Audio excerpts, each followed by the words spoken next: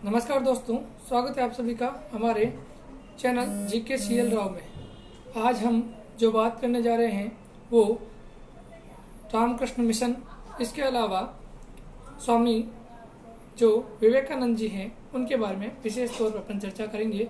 अपन भारतीय इतिहास के सामाजिक और सांस्कृतिक व धार्मिक पुनर्जागरण एवं सुधारों के बारे में बातचीत कर रहे हैं। इसमें रामकृष्ण मिशन जो स्वामी विवेकानंद जी के गुरु रहे थे और उनके बारे में कुछ अध्ययन करेंगे, जिसमें रामकृष्ण परमहंस के बारे में जो महत्वपूर्ण जो बातें हैं, जो एग्जाम दृष्टि से और पॉइंट ऑफ व्यू से काफी महत्वपूर्ण है, उनके बारे में चर्चा करेंगे। तो यहाँ पे अगर बात करें सबसे पहले अगर बात करें तो यहाँ पर सबसे पहले बात करते हैं रामकृष्ण के बारे में। तो जो रामकृष्ण परमहंस है, इनका जन्म 1836 में बंगाल के हुगली के पास में हुआ था। रामकृष्ण मिशन वो व्यक्ति हैं जिसे संपूर्ण भारत में एक, अगर कहते हैं कि हिंदू धर्म को जानना है तो आप रामकृष्ण मिशन को पढ़ना चाहिए, और अगर भारत को जानना है तो विवेकानंद को पढ़ना चाहिए। इससे पहले अपन ने पढ़े थे कि हिंदू धर्म को पुनर्स्थापित करने में जो महत्वपूर्ण योगदान दिया था वो स्वामी दयानंद सरस्वती ने दिया था, और यहीं पर संपूर्ण हिंदू जाति का या हिंदुत्व का प्रभुत्व या हिंदुत्व का जो अग्रसर नेता के रूप में अगर काम किया था तो वो यहाँ पे विवेकानंद ने किया था। हम विवेकानंद के बारे में जो महत्वपूर्ण तथ्य और फैक्ट हैं, क्या क्या होंगे, कहते हैं कि एक बार विवेकानंद जी के जो ज्ञान को या उनके शब्दों को अगर कोई पढ़ लेता है तो उसे जीवन भर कभी नहीं भूलता। वो अपने जीवन में समय समय पर हमेशा उन्हें विवेकानंद जी को याद रखता है, उनके कार्यों के कारण, उनके शब्दों के कारण। तो यहाँ पे अपन बात करें तो विवेकानंद जी से पहले अगर विवेकानंद जी को समझना है तो उससे पहले आप रामकृष्ण को जरूर समझे। रामकृष्ण जो परमहंस हैं वो व्यक्तित्व के धनी थे, जिन्होंने विवेकानंद जैसे शिष्य को एक विद्वान के रूप में प्रस्तुत किया, हमारे भारत में एक पुत्र रत्न के रूप में जो दिया लोगों को, एक अच्छे शिष्य के तौर पे। तो यहाँ पे बात करें रामकृष्ण मिशन, तो जो थे वो दक्षिणेश्वर एक जगह है जो कलकत्ता में है, लेकिन जो इनका जन्म है रामकृष्ण परमहंस का वो हुगली में 1836 के आसपास हुआ था। ठीक है, 1836 में हुगली बंगाल में इनका जन्म हुआ था, और बाद में ये अपने भाई के साथ कलकत्ता आ गए, और कलकत्ता में इन्होंने दक्षिणेश्वर जो एक काली माता का मंदिर था वहाँ इन्होंने पुजारी के रूप में यहाँ पे कार्य शुरू किया। इन्हें ज्ञान के प्रति बहुत ज्यादा लालसा थी, तो ये हर प्रकार से इन्होंने यंत्र तंत्र, जो इस्लाम धर्म का भी इन्होंने बहुत गहनता से अध्ययन किया, इसके अलावा ईसाई धर्म का भी बहुत गहनता से अध्ययन किया, वेदों का पूरा सार इन्होंने निचोड़ कर रख दिया। तो इन्हें जो ज्ञान की बहुत ज्यादा एक अच्छी भूख थी, जिसके कारण इन्होंने अपने जो ज्ञान को एक चरम सीमा दी, और इसी कारण कहते हैं कि अगर हिंदू धर्म को जानना है तो आप सीधे रामकृष्ण परमहंस को जाने। तो यहाँ पे अगर बात करें आगे अपन, तो यहाँ पर इन्हें दक्षिणेश्वर के स्वामी के रूप में भी जाना जाता है, और इन्होंने काली माता, जो दक्षिणेश्वर कलकत्ता में जगह है, काली माता के वहां पुजारी के तौर पर इन्होंने कार्य किया था, और इन्हें भारत का या हिंदू धर्म के सच्चे स्वरूप के रूप में भी टैगोर ने इन्हें हिंदू धर्म के सच्चे स्वरूप की संज्ञा दी है, ये कई बार पूछा जाता है। आगे अपन बात करें कि रामकृष्ण परमहंस जिन्होंने कभी भी मूर्ति पूजा का विरोध नहीं किया। ठीक है, आगे विवेकानंद जी भी देखते हैं कि मूर्ति पूजा, बाकी जो बहुत सारे अन्य संत हुए थे उन्होंने समय समय पर अनेक सारे लोगों ने मूर्ति पूजा का विरोध किया, लेकिन ये रामकृष्ण परमहंस और विवेकानंद जी ऐसे व्यक्तित्व थे जिन्होंने मूर्ति पूजा का विरोध नहीं किया। इन्होंने भक्ति और ईश्वर की साधना पर बल दिया।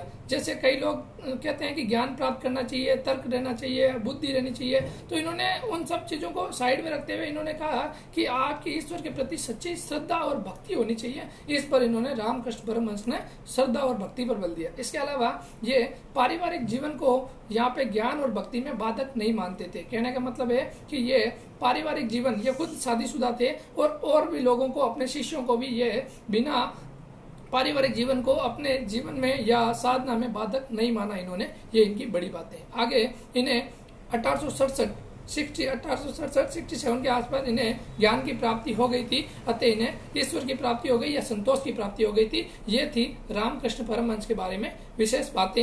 ये एक मात्र संत थे जिन्हें इनका ज्यादातर विकास जो इनके शिष्य विवेकानंद जी ने किया था। तो आइए पढ़ते हैं विवेकानंद जी के बारे में, जिनका मूल नाम नरेंद्र दत्त था और इनका जन्म 12 जनवरी 1863 को हुआ, जो अपन युवा दिवस के रूप में मनाते हैं। मात्र 39 वर्ष की आयु में इन्होंने बहुत बड़े बड़े कारनामे करके दिखाए। पूरे विश्व में इन्होंने अपनी धाक जमा दी थी।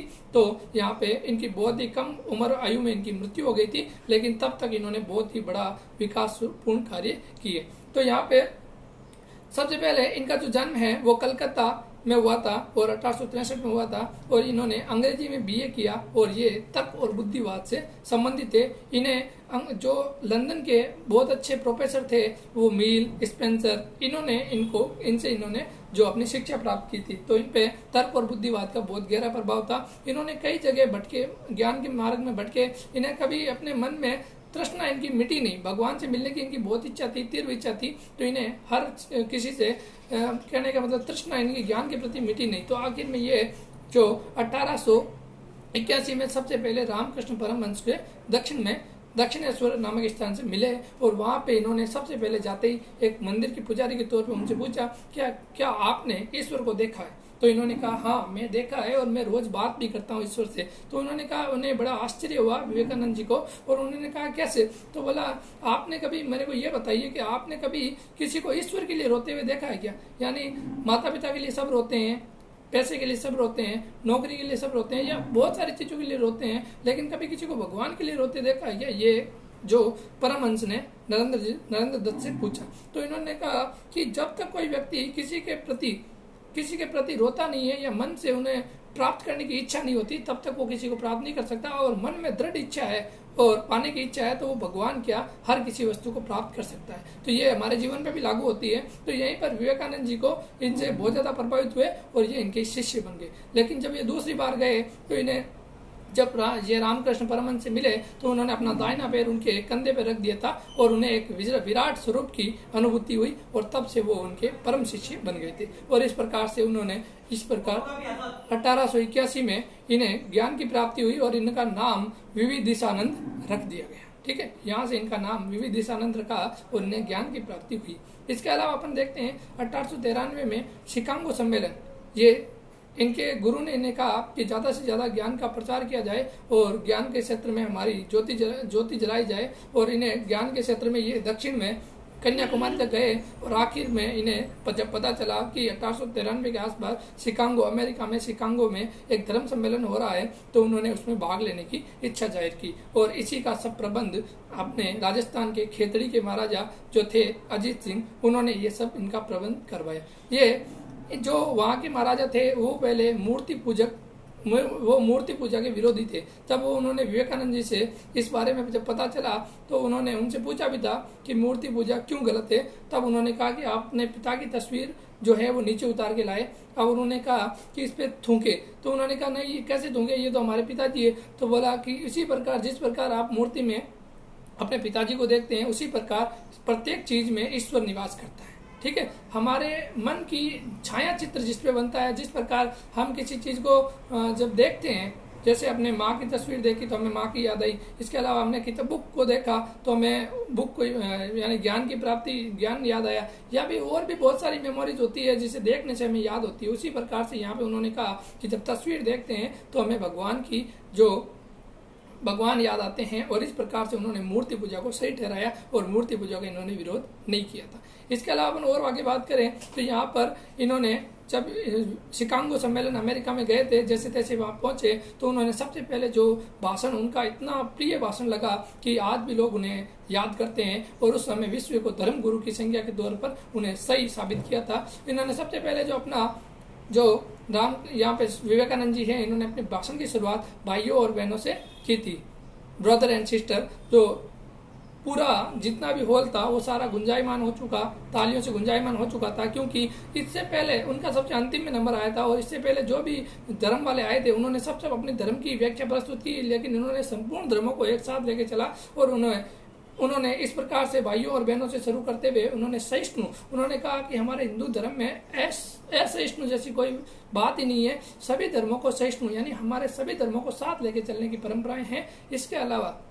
इसके अलावा हिंदू धर्म का जो आधार है वो प्रेम है। वो जैसे हमारे हिंदू धर्म में जैसे बहुत सारे मुस्लिम आक्रमणकारी आए, इंडो ग्रीक आए, इसके अलावा ईसाई धर्म वाले भी आए, सभी को उन्होंने समा लिया और समाते हुए आज संपूर्ण जातियां हमारे विश्व में या हमारे देश में रह रही है और बहुत अच्छे से रह रही है, ये यहाँ पे उन्होंने कहा। और इस प्रकार से संपूर्ण जो सभासद थे वो उन्होंने तालियों से गुंजायमान हो उठा और इस प्रकार सभी लोग उनसे प्रभावित हुए, हिंदू धर्म से भी और इसके अलावा जो पूर्वोत्तर अपने भारत एशिया के जो देश है उनसे भी बहुत ज्यादा प्रभावित हुए और उन्होंने वेदांत पर वहां पे प्रकाश डाला। वेदांत यानी उपनिषद, वेदों के अंत में जो लिखे गए उपनिषदों में जो गहरा ज्ञान, गूढ़ रहस्य, जब ब्राह्मण थे उस वक्त, उस समय के, जो उन्हें तर्क और किसी चीज में तर्क और बुद्धि लगानी पड़ती थी या किसी चीज का मूल खोजना होता था तो वो अपने हिसाब से लिखते थे और उन्हें गहराई तक उनके जाते थे। तो उसी आधार पर जो ग्रंथ तैयार हुए उन्हें उपनिषद कहा गया। तो यहाँ उपनिषदों की उन्होंने व्याख्या की जिसमें गूढ़ रहस्य भरा हुआ था। तो यहाँ पे आगे जब अगले दिन जो द न्यूयॉर्क हेराल्ड नाम एक जो पत्रिका थी उसमें साफ स्पष्ट तौर पे ऊपर लिखा गया था कि इस धर्म महासभा का जो सुपरस्टार है या हीरो है, वो सबसे बुद्धिमान जो व्यक्ति है वो नरेंद्र दत्त है या विवेकानंद है। और उन्होंने ये भी कोटेशन दिया कि ऐसे ज्ञानी लोगों के देश में अगर हम कहीं पे भी अपने धर्म गुरु भेजते हैं तो ये कहीं ना कहीं मूर्खता होगी, ये सी बात यहाँ पे कही गई थी। महेंद्र सिंह राव, स्वागत है महेंद्र सिंह जी आपका। एक बार शेयर जरूर करें ताकि और भी लोग अपन से जुड़ सके।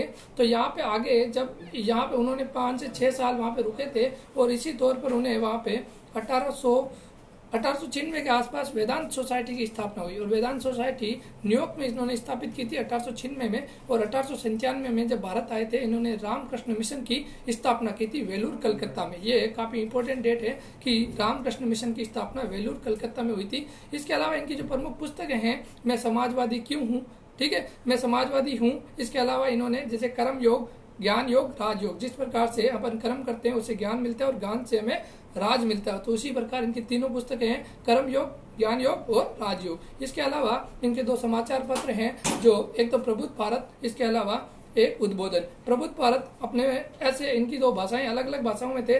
प्रबुद्ध भारत है जो अंग्रेजी भाषा में था और उद्बोधन है जो बंगाली भाषा में था। प्रबुद्ध भारत को ऐसे याद रख सकते हैं जिस प्रकार अंग्रेजों ने हमारे भारत पर एकदम प्रभुत्ता स्थापित की थी, अतः वो अंग्रेज थे, अतः यहाँ पे जो प्रबुद्ध भारत समाचार पत्र है वो अंग्रेजी में था। इसके अलावा उद्बोधन जो नरेंद्र दत्त थे वो कलकत्ता से उदय हुए थे, तो उद्बोधन जो था वो बंगाली भाषा में था। कलकत्ता बंगाल में पड़ता है, उस हिसाब से अपन याद रख सकते हैं। इनके 2 महत्वपूर्ण कोटेशन है। इन्होंने कहा था कि गरीबी हटाओ जैसा एक कोटेशन दिया था। उन्होंने कहा था कि मैं हर एक व्यक्ति को विरोधी मानता हूं या विद्रोही मानता हूं जब तक हमारे देश में कोई भी गरीब व्यक्ति अगर भूखा सोता है, जब तक कोई व्यक्ति भूखा सोता है और जिन्होंने उनके बल पर शिक्षा प्राप्त की है तो मैं उन सभी को देशद्रोही मानता हूं जब तक वो सभी लोगों का कल्याण नहीं करते। ठीक है, तो आप जिस लोगों के दम पर जिन्होंने आपने शिक्षा प्राप्त की है जब तक उनका भला नहीं करते हो तब तक आपका विकास नहीं हो सकता। इसके अलावा उन्होंने जितने भी नीच जाति के प्राणी जो भी या भी शूद्र लोग हैं, जो भी शूद्र लोग हैं, छोटे वर्ग के लोग हैं, मजदूर वर्ग के लोग हैं, उन्हें साथ लेके चलने की बात की। उन्होंने कहा कि ये सारे लोग आपके बंधु बांधव है, ये सब आप ही की तरह हार्ड मास के बने हुए हैं, अतः किसी से भी घृणा नहीं करनी चाहिए, सभी लोग एक समान हैं। उन्होंने कहा था कि गरीबों पर हमेशा दया करनी चाहिए और गरीबों पर से दया करने से, क्योंकि हर व्यक्ति में नारायण बसता है, नर में नारायण बसता है, अतः प्रत्येक नारायण की आपको सेवा करनी चाहिए। गरीबों की सच्ची सेवा करना ही भगवान की सेवा करना है। ये नरेंद्र दत्त के कुछ महत्वपूर्ण विचार थे जिनको बारे में अपन ने अध्ययन किया था। अपन यहाँ पे इनके अनेक सारे, जब इन्होंने शिकागो सम्मेलन से जब ये फ्री हुए थे तब यहाँ की इनकी एक शिष्या थी सिस्टर निवेदिता, तो उन्होंने इनसे कहा था कि आप जैसे ज्ञानी पुरुष से मैं विवाह करना चाहती हूँ ताकि हमसे जो पुत्र, मैं आप जैसे विद्वान आप जैसा एक विद्वान पुत्र प्राप्त करना चाहती हूँ। तो उन्होंने कहा था कि माता आप मुझे ही अपना पुत्र समझे और मैं आप मेरी माता बन जाए और मैं आपका विद्वान पुत्र बन जाऊं, आप ऐसा कीजिए। तो इस प्रकार से इनके जो विचार थे वो बहुत ही अच्छे थे जिनके बारे में अपन जो अध्ययन किया था। अपन नेक्स्ट कल थियोसॉफिकल सोसाइटी के बारे में पढ़ेंगे और इनकी जो और भी बहुत सारी बातें हैं, जैसे इन्होंने वापस ये अमेरिका गए थे 1900 ईस्वी में और यहाँ पे इन्होंने पेरिस में धर्मों के इतिहास सम्मेलन में इन्होंने भाग लिया था और मात्र इन्हें सुभाष चंद्र बोस ने आधुनिक राष्ट्रीय आंदोलन का आध्यात्मिक पिता के तौर पे पिता कहा है? आधुनिक राष्ट्रीय आंदोलन का आध्यात्मिक पिता सुभाष चंद्र बोस ने विवेकानंद को कहा है। और इसके अलावा इनकी जो शिष्य थी, सिस्टर निवेदिता विवेकानंद की शिष्य थी, जिसका मूल नाम मार्गरेट नोबल था। और ये कुछ महत्वपूर्ण बातें थी यहाँ विवेकानंद जी के बारे में। आपको कैसी लगी तो हमें कमेंट बॉक्स में जरूर बताएं अगर आपको अच्छी लगी। और इससे अलावा आपको और भी किसी पर वीडियो आपको प्राप्त करना है या चाहिए तो हमें कमेंट बॉक्स में जरूर डालें। हमारे वीडियो को लाइक, शेयर एंड सब्सक्राइब जरूर करें। हमारे यूट्यूब चैनल जो GKCL राव के नाम से है उसे जरूर लाइक, शेयर और सब्सक्राइब करें। और अन्य हमारे टेलीग्राम ग्रुप जो GKCL राव ग्रुप है उसे जरूर ज्वाइन करें और ज़्यादा से ज़्यादा शेयर करें। और अगर मेरा काम आपको अच्छा लगता है तो आप जरूर हमें सपोर्ट करें। धन्यवाद।